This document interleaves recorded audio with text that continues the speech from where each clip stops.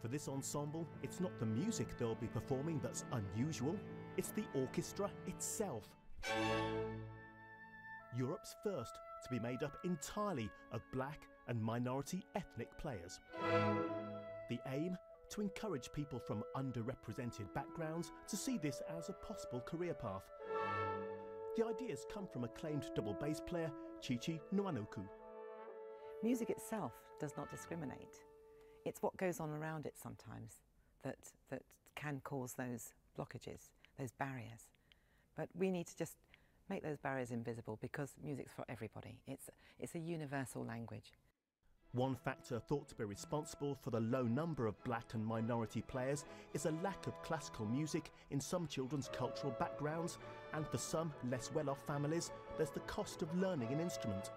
The only thing that's not to blame, a lack of talent.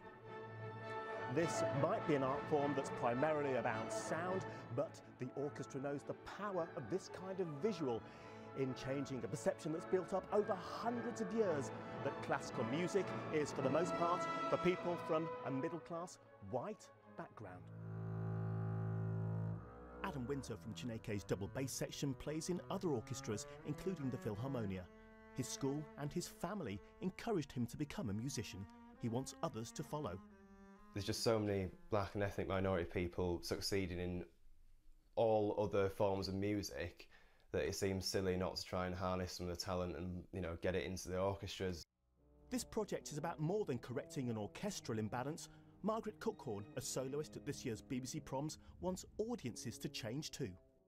We want to be able to reach to minorities, to those people who would never step into a concert hall. We want them to hear us and just to hear Western classical music, to hear us playing as an ensemble. The orchestra's first performance will be at London's Queen Elizabeth Hall on Sunday.